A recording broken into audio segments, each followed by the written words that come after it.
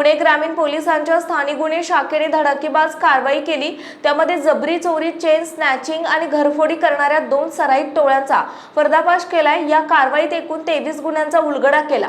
सुमारे 46 लाख रुपयांचा मुद्देमाल जप्त केला आहे। पोलिसांनी आंबेगाव तालुक्यातील पारगाव कारखाना पोलीस ठाण्यात हद्दीतील पोंदेवाडी फाटा परिसरातून हर्षल दत्तात्रय तांदळे वय 25, महेश दत्तात्रय मंगळ वेडेकर वय 25 यांना अटक केली। तसेच मावळ तालुक्यातील कामशेत परिसरातून पियुष बिरम नानावत याला ताब्यात घेण्यात आले। याशिवाय एका विधी संघर्षित बालकाला देखील ताब्यात घेतलं। पोलीस अधीक्षकांच्या मार्गदर्शनाखाली स्थानिक गुन्हे शाखेने सीसीटीव्ही फुटेज, साक्षीदारांची माहिती आणि गुप्त खबऱ्यांच्या मदतीने तपास करून ही कारवाई यशस्वी केली। संबंधित आरोपींवर यापूर्वीही विविध पोलीस ठाण्यामध्ये गुन्हे दाखल असल्याची माहिती पोलिसांनी दिली।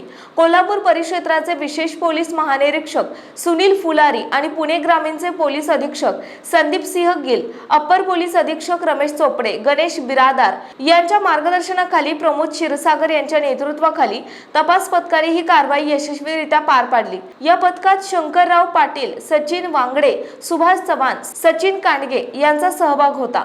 या कारवाईत महादेव शेलार, राहुल गावडे, दत्ताजी मोहिते यांनी महत्त्वाची भूमिका बजावली आहे।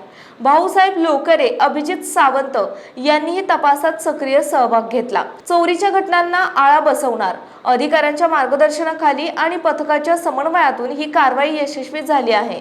यामुळे पुणे ग्रामीण भागातील वाढत्या गुन्हेगारीवर मोठा आळा बसण्यास मदत होणार असल्याचं पोलिसांनी सांगितलं। या कारवाईमुळे पुणे ग्रामीण विभागातील वाढत्या चोरीच्या घटनांवर आळा बसण्यास मदत होणार असल्याचा विश्वास पोलिसांनी व्यक्त केला आहे। महत्त्वाच्या बातम्या पाहण्यासाठी आजच आमच्या महाराष्ट्र लाईव्ह वरला सबस्क्राईब करा आणि बेल आयकॉन प्रेस करा। तसेच इंस्टाग्राम आणि फेसबुकवर फॉलो करा।